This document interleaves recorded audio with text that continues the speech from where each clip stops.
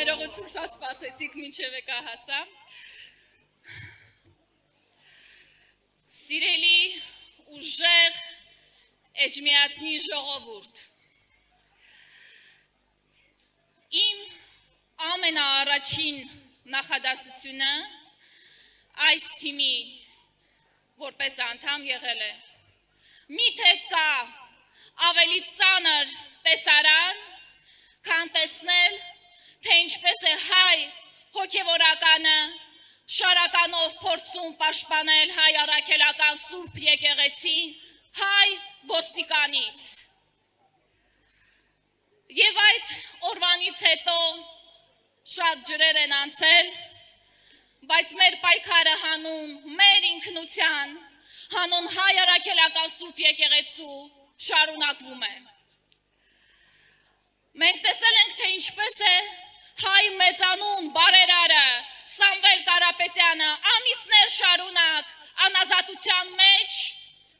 որովհետև սատար է կանգնել հայ առաքելական Սուրբ եկեղեցուն։ Ընդամենը մի քանի ամիս առաջ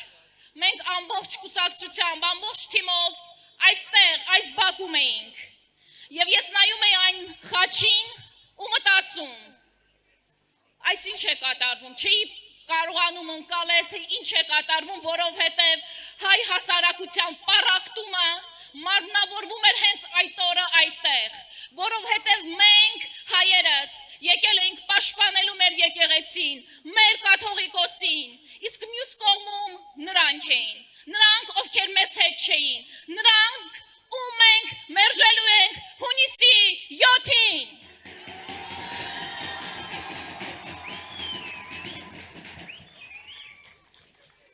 Երբ իմ 4 տարեկան տղան գալիս է բակից կամ մանկապարտեզից, մի տղը կապտած, կարմրած, շատ հանգիստ երեխա է, մամային է քաշել երևի, հիմա հարցնում եմ, հասկանում եմ ինչա տեղի ունենում, ամենաառաջին հարցս լինում է, իսկ դու գոնե հասցրել ես խփես, առաջին հարցս դա է լինում, որովհետև ով որ իրական կյանքով է ապրել, շատ լավ գիտի, որ երբ որ դու ծնկած ես, հարվածները ավելի են սաստկանում, հետևաբար մենք ես ծնկած վիճակից վեր ենք կանգնելու ուժեղ առաջնորդ Սամվել Կարապետյանի հետ։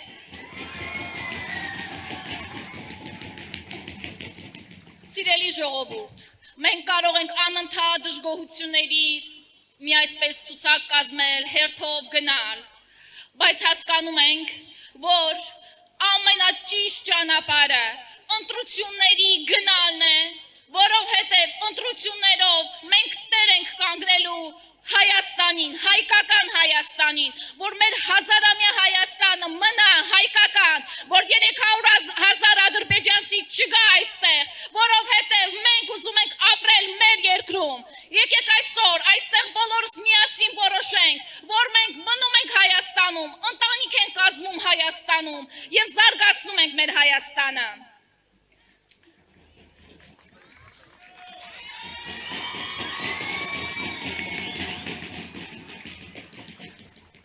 Երբ որ մենք խոսում ենք 300,000 ադրբեջանցիներից, հակառակ կողմը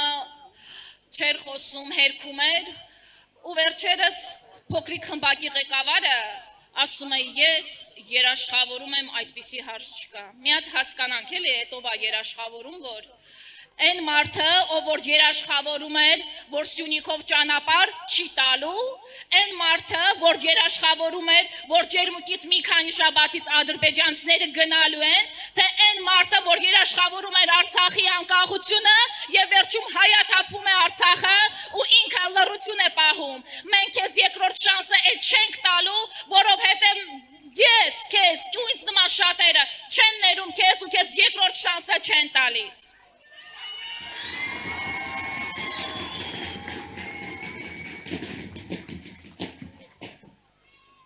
Ես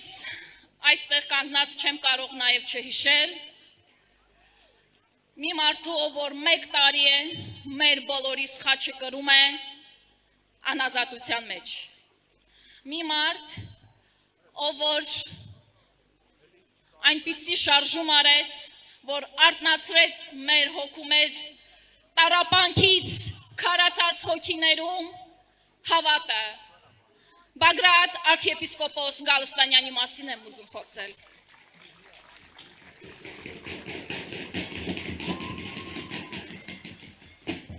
Եվ ընդամենը մեկ մեջ բերում։ Հոգևոր Հայաստանը պիտի հաղթի։